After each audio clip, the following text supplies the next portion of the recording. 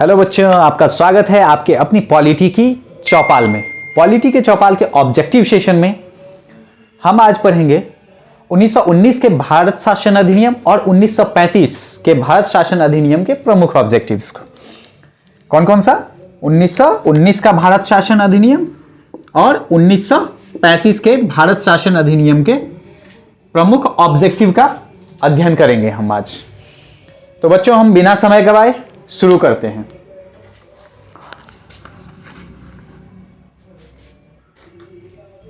हमारा आज का पहला क्वेश्चन है, 1919 के भारत शासन अधिनियम को अन्य किस नाम से जाना जाता है?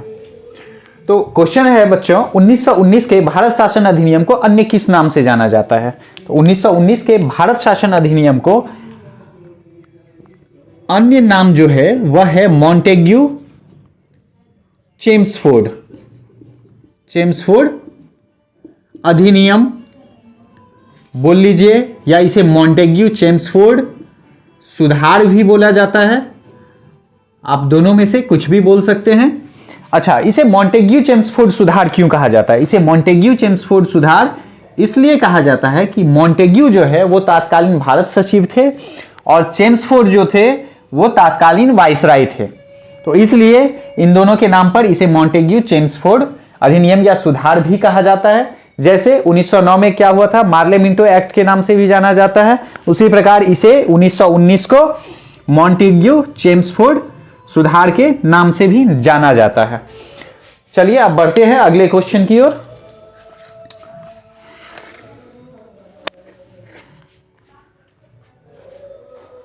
हमारा अगला प्रश्न है, किस अधिनियम के द्वारा केंद्र में द्विसदनात्मक व्यवस्था प्रारंभ हुई? अब किस अधिनियम के द्वारा केंद्र में द्विसदनात्मक व्यवस्था का प्रारंभ हुआ? अब यहां पे द्विसदनात्मक का अर्थ समझिए।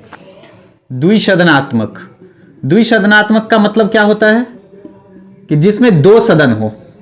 दो सदन मतलब वर्तमान समय में भी आप देखते हैं दो सदन होता है ना, एक उच्च सदन और दूसरा निम्न सदन। उच्च सदन और निम्न सदन, ठीक है। उच्च सदन कौन सा होता है? उच्च सदन हो गया जिसे वर्तमान में राज्यसभा कहा जाता है, और निम्न सदन कौन सा हो गया? जिसे वर्तमान में लोकसभा कहा जाता है। तो ठीक है, उस समय भी इस दो तरह के सदनों की व्यवस्था हुई। तो क्या उस समय भी यही कहा जाता था? नहीं, इसका नाम अलग था। नाम क्या था? उस समय में इसे राज्य परिषद कहा जाता था। क्या कहा जाता था? राज्य परिषद। और निम्न सदन जिसे वर्तमान में कहते हैं उसे क्या कहा जाता था? केंद्रीय विधानसभा। क्या कहा जाता था? केंद्रीय विधानसभा कहा जाता था। अब ये जो राज्य परिषद होता था, राज्य परिषद में सदस्यों की संख्या कुल 60 होती थी। कितनी होती थी? 60 होती थी। राज्य परिषद में सदस्यों की संख्या कितनी होती थी? कुल 60 सदस्य होते थे। और इस 60 में 34 सदस्य जो है, यह 34 सदस्य निर्वाचित होते थे, यानी इनका चुनाव होता था। और बाद बाकी जो 26 सदस्य बच गए, इनका क्या होता था? तो इन 26 सदस्य का मनोनयन होता था। इसी प्रकार केंद्रीय विधानसभा जो है, इसमें 145 सदस्य होते थे। कितने होते थे? 145 सदस्य होते थे। इन 145 सदस्य में 141 सदस्य का निर्वाचन होता था। और शेष कितने बच गए? माफ कीजिएगा, 141 नहीं, 104 सदस्य का निर्वाचन होता था और 41 सदस्य जो है उनका मनोनयन होता था। तो इस प्रकार आप समझ गए होंगे कि द्विसदनात्मक व्यवस्था क्या है। वर्तमान के उच्च सदन और निम्न सदन की जो व्यवस्था थी, उसी प्रकार उस समय भी दो सदन की व्यवस्था की गई थी। एक को राज्य परिषद और दूसरे को क्या कहा गया? केंद्रीय विधानसभा कहा गया। उसके संबंध में जितनी जानकारी की आवश्यकता थी मैंने आपको दे दी है। अब बढ़ते हैं अगले प्रश्न की ओर।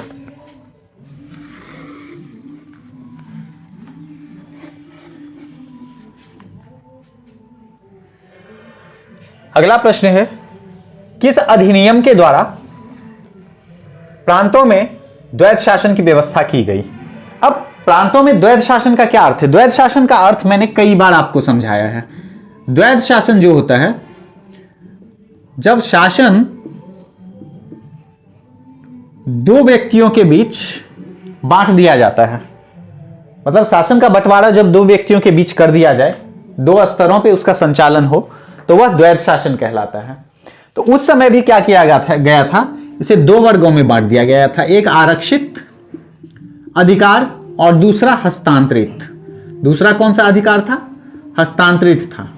तो आरक्षित क्या था? आरक्षित जो था यह गवर्नर और उसकी कार्यकारिणी परिषद, गवर्नर की कार्यकारिणी परिषद द्वारा यह चलाया जाता था, परिषद द्वारा।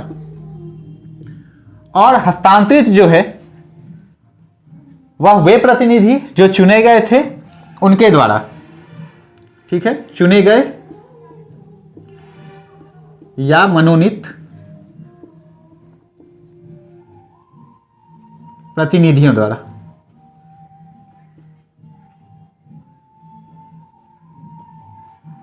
प्रतिनिधियों द्वारा जो भारतीय होते थे। तो इसमें जो है आरक्षित में गवर्नर और उसकी कार्यकारिणी परिषद, और हस्तांतरित में वो हो गए जिनका जो है इलेक्शन होता था या गवर्नर के द्वारा मनोनीत होता था, लेकिन वो गवर्नर की कार्यकारिणी परिषद के सदस्य नहीं होते थे। तो अब आरक्षित विषय जो थे उसके अंतर्गत कुछ आरक्षित अधिकार जो थे उसके अंतर्गत कुछ विषय को रख दिए गए थे, हस्तांतरित में कुछ विषय रख दिए गए थे।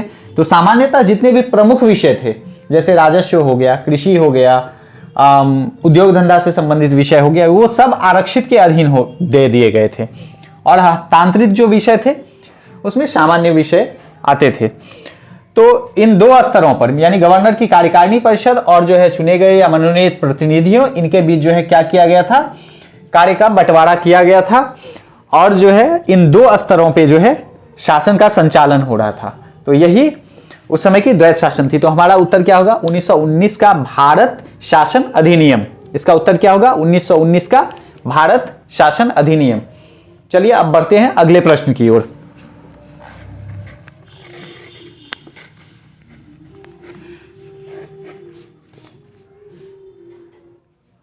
अगला प्रश्न है, किस अधिनियम के द्वारा भारत सचिव को महालेखा परीक्षक के नियुक्ति का अधिकार दिया गया?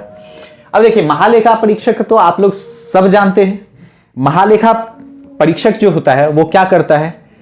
देश में होने वाली संपूर्ण वित्तीय गतिविधि की जांच करता है कि कहीं उसमें कोई अनियमितता तो नहीं है। जैसे हम लोग उसका उदाहरण देखें तो जितना भी 2G स्पेक्ट्रम या कोल घोटाला जो उजागर हुआ था, उसका खुलासा किसने किया था? विनोद राय ने किया था, जो कैग के ही हेड थे, कैग थे। तो इस प्रकार जो है महालेखा निरीक्षक जो है वो बहुत महत्वपूर्ण पद होता है। तो उसकी नियुक्ति का अधिकार किसको? भारत सचिव को दिया गया। लेकिन किस अधिनियम के द्वारा?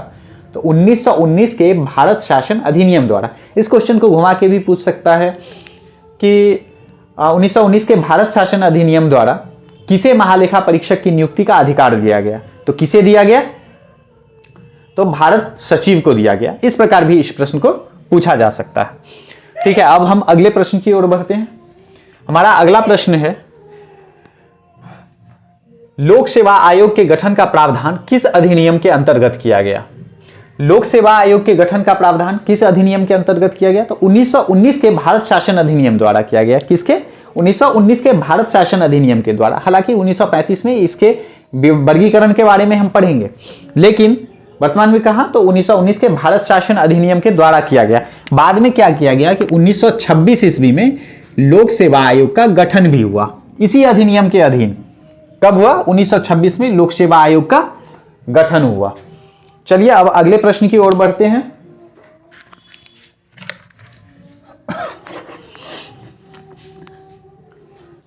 हमारा अगला प्रश्न है, किस अधिनियम के द्वारा महिलाओं को सर्वप्रथम वोटिंग का अधिकार मिला? तो किस अधिनियम के द्वारा मिला? तो 1919 के भारत शासन अधिनियम के द्वारा। किस अधिनियम के द्वारा? 1919 के भारत शासन अधिनियम द्वारा महिलाओं को सर्वप्रथम चुनाव का अधिकार मिला। ठीक है, अब जो है हम आगे बढ़ते हैं। तो हमारा अगला प्रश्न है कि 1935 के भारत शासन अधिनियम में कितने अनुच्छेद और कितने परिशिष्ट थे।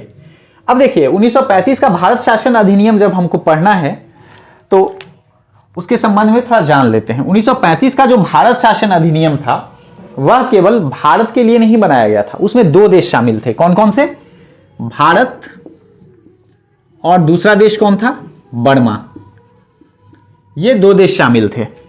तो भारत जो है इन दोनों को मिला के कुल जो अनुच्छेद थे, अनुच्छेदों की संख्या 451 और परिशिष्ट जो थे वो कुल 15 थे। तो इसमें से क्या हुआ कि 451 में से 321 अनुच्छेद भारत के लिए था। तो भारत शासन अधिनियम 1935 के अंतर्गत 321 अनुच्छेद था और बर्मा शासन अधिनियम 1935 के अंतर्गत कितना हो गया? तो इसमें जितना बच गया यानी 130 अनुच्छेद इसके अंतर्गत आ गया। और परिशिष्ट इसमें कितने थे? 15 थे। तो इसमें 10, इसमें 5, इस प्रकार से जो है बंटवारा था। यानी ये जो 1935 का भारत शासन अधिनियम था वह केवल भारत के लिए निर्मित नहीं था बल्कि भारत और बर्मा दोनों के लिए था। और यह अधिनियम ब्रिटिश संसद द्वारा निर्मित उस समय तक का सबसे बड़ा अधिनियम था। इसमें सबसे अधिक अनुच्छेद, सबसे अधिक जो है परिशिष्ट थे।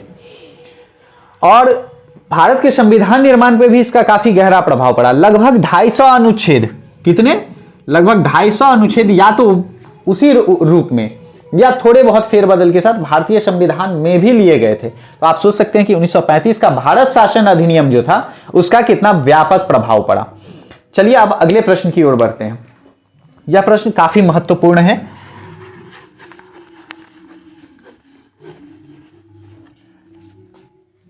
अगर आपसे प्रश्न पूछा जाए कि केंद्र और राज्य के बीच शक्तियों का बंटवारा जो वर्तमान में भारतीय संविधान में है वह किस अधिनियम से लिया गया या कहां से लिया गया, इस तरह के प्रश्न आते हैं। तो हम उसी से संबंधित प्रश्न देखते हैं। केंद्र और राज्य के बीच शक्तियों के विभाजन की पद्धति कहां से ली गई? तो केंद्र और राज्य के बीच शक्तियों के विभाजन की पद्धति 1935 के भारत शासन अधिनियम से ली गई। कहां से ली गई? 1935 के भारत शासन अधिनियम से। ठीक है, तो 1935 के भारत शासन अधिनियम से ली गई। तो उस समय में जिस प्रकार आज उसका वर्गीकरण क्या है? शक्ति का बंटवारा मतलब क्या? राज्य के अंदर ये शक्ति, केंद्र के अंदर ये शक्ति, दोनों के अंदर ये शक्ति, अवशिष्ट शक्तियां किसके पास? यही ना। तो उस समय में क्या था? जिस प्रकार आज है उस समय में भी उसी प्रकार का बंटवारा था। सबसे पहले संघ सूची,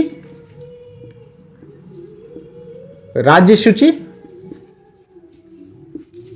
और समवर्ती सूची। समवर्ती सूची आज भी आप जानते हैं कि शक्तियों का यही बंटवारा है और यह 1935 के भारत शासन अधिनियम से ही लिया गया था। तो संघ सूची में उस समय में माफ कीजिएगा 59 विषय थे। कितने विषय थे? 59 विषय थे। राज्य सूची में 54 विषय थे और समवर्ती सूची में 36 विषय थे। तो संघ सूची में 59, राज्य सूची में 54 और समवर्ती सूची में कितने विषय थे? समवर्ती सूची में 36 विषय थे। और इसी प्रकार का वर्गीकरण आज भी है, हालांकि विषयों की संख्या बदल गई है। अब हम देखते हैं अगले प्रश्न को।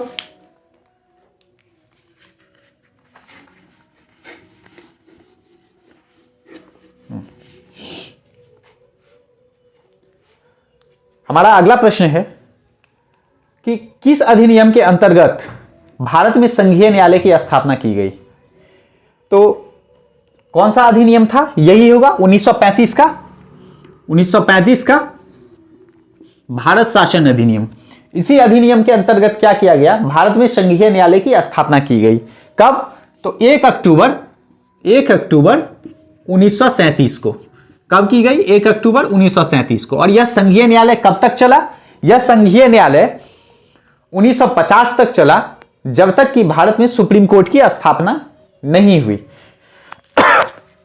तो इस प्रकार संघीय न्यायालय की जो स्थापना थी वह किस अधिनियम के अंतर्गत हुई? तो 1935 के भारत शासन अधिनियम के अंतर्गत। अच्छा, इसी के अंतर्गत अगला जो है प्रश्न पूछा जा सकता है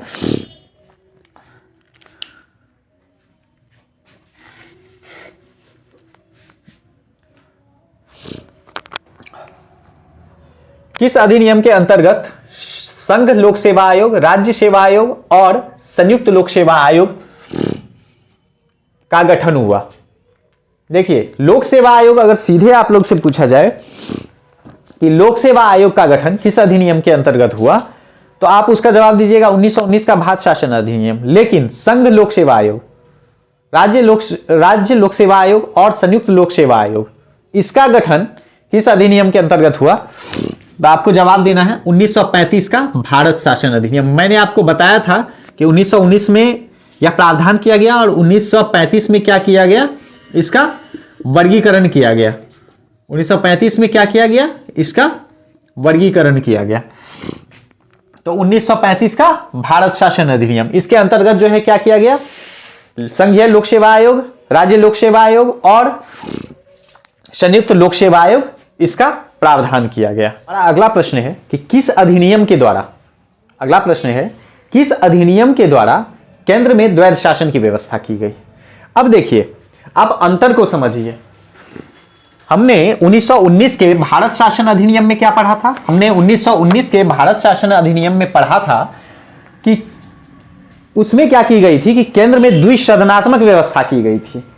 क्या की गई थी? द्विसदनात्मक व्यवस्था की गई थी, यानी दो सदनों की व्यवस्था की गई थी, एक राज्य परिषद और दूसरा केंद्रीय विधानसभा।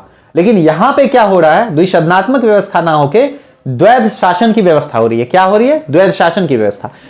तो दो प्रश्न जो है वह 1919 के भारत शासन अधिनियम और 1935 के भारत शासन अधिनियम, इसमें ठीक उल्टे हैं। अब कौन कौन से दो प्रश्न?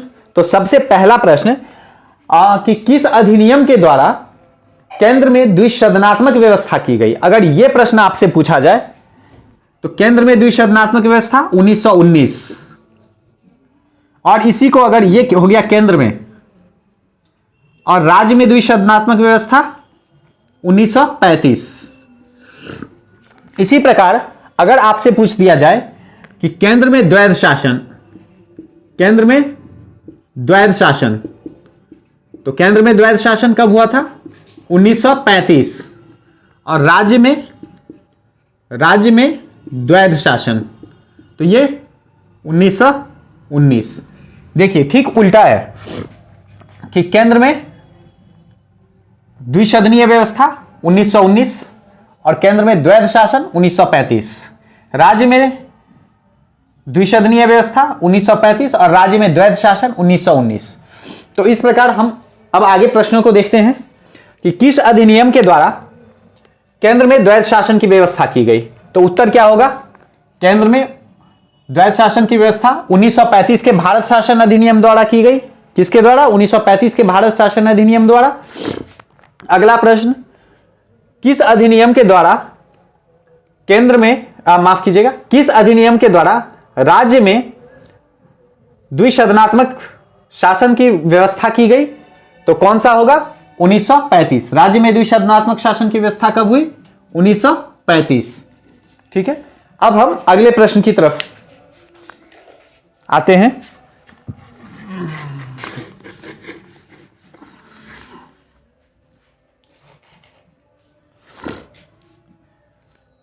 किस अधिनियम के द्वारा भारत परिषद को समाप्त कर दिया गया?